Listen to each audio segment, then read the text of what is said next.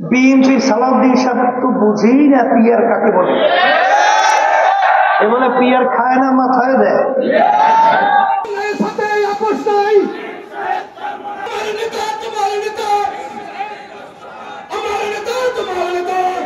35-40% vote পেয়ে আর 60% মানুষ তাদের মতামত উপেক্ষা করে এ দেশ যদি কেউ চালাতে চায়, সে দেশ কি সুন্দর চলে না।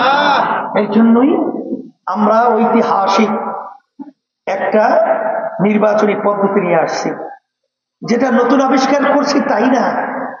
এই নির্বাচন পদ্ধতি তাম দুনিয়াতে প্রায় 91টা দেশের মধ্যে এই পদ্ধতি চলছে, যেই নির্বাচনের নাম হলো পিয়ার পদ্ধতির নির্বাচন। পিয়ার পদ্ধতির নির্বাচনটা কি? বিএনপির সালাউদ্দিন সাহেব তো বুঝেই না পিয়ার কাকে বলে। এ বলে পিয়ার খায় না, মাথায় দেয়। পিয়ার খায়ও না, মাথায়ও দেয় না। পিয়ার নির্বাচনের মাধ্যমে প্রতিটা ভোটারের অধিকার এবং তাদের মতামত বাস্তবায়ন হয়। পিয়ার খায়, মাথায় দেয় না। পিয়ার নির্বাচনের মাধ্যমে ফ্যাসিস্ট চরিত্র তৈরি হয় না, এককভাবে বাংলার জমিন নিষ্পাদিত করার সেই প্রিয় শয়তান তৈরি হয় না। পিয়ার নির্বাচনের মাধ্যমে ওরা এককভাবে ক্ষমতায় যাওয়ার পরে সংবিধানকে নিজেদের লেখার একটা চটি বই হিসেবে ব্যবহার করে, যখন মন চায় তখনই সংবিধান পরিবর্তন করে ফেলে। কিন্তু পিয়ার নির্বাচনের মাধ্যমে এই সুযোগটা আর থাকে না। পিয়ার নির্বাচন যদি হয়, সমস্ত রাজনৈতিক দলের প্রতিনিধি সংসদে জায়গা পায়।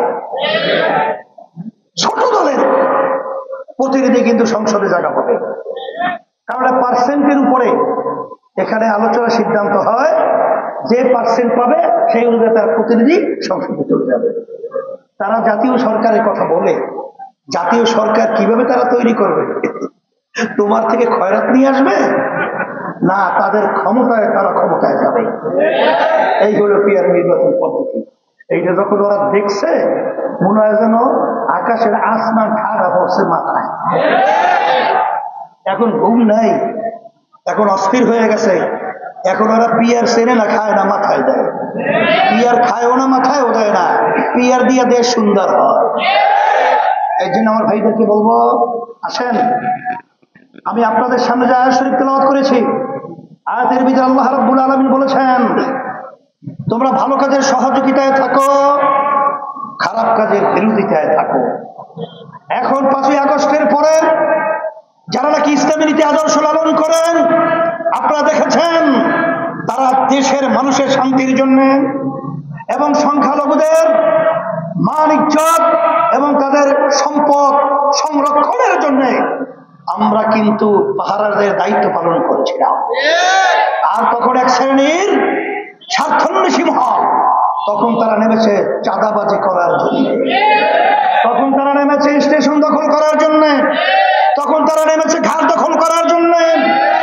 আমি আমার ভাইদেরকে বলবো, আসেন আমরা আর কেউ চাঁদাবাজির যারা চাঁদাবাজ তাদের সহযোগী যেন আমরা না হই, আমরা যেন খুনিদের সহযোগিতা না করি, আমরা যেন টেন্ডার বাসদের সহযোগিতা না করি। এই লক্ষ্যে আমাদের আওয়াজ তুলতে হবে যে আজকে এদেশ আমার, এদেশের মাটি ও মানুষ, আমরা যেন ভালো থাকতে পারি। এই লক্ষ্যে আমাদের ইসলামী নীতি আদর্শ আজকে রাষ্ট্রীয় পর্যায়ে ক্ষমতা নেওয়ার জন্য আমরা আপনাদের সকলকে উদাত্ত আহ্বান জানাচ্ছি। আর আপনাদের এই সিরাজগঞ্জের যে 6 আসন রয়েছে, তার ভিতরে 4 আসনের আপাতত আমি সম্ভাব্য এমপি প্রার্থী ঘোষণা করছি। এই সিরাজগঞ্জ 2-তে আমাদের মুফতি মুহিবুল্লাহ, তাকে হাত পাকা প্রতীক আমি দিচ্ছি। আপনারা এই অশান্তির আগুন, এই হাত পাকা বাতাসের মাধ্যমে শান্তির পরিবেশ তৈরি করার জন্য আমি আমানত হিসেবে রেখে গেলাম, আল্লাহ কবুল করুন। সিরাজগঞ্জ 3, বীর মুক্তিযোদ্ধা গাজী আইনুল হক। ওই আইনুল হক আর একটু লাগে তাদের আসেন, বীর মুক্তিযোদ্ধা আইনুল হক, তার হাতে আমি হাত পাকা নিয়ে গেলাম, আল্লাহ কবুল। আর সিরাজগঞ্জ 6 আলহাজ মেসবাহ উদ্দিন, তাকে আমরা হাত পাকা প্রতীক দিয়ে আপনাদের সামনে আমানত হিসাবে আমি রেখে গেলাম। আর সিরাজগঞ্জ 5 মুফতি শেখ মোহাম্মদ নুরুল নবী,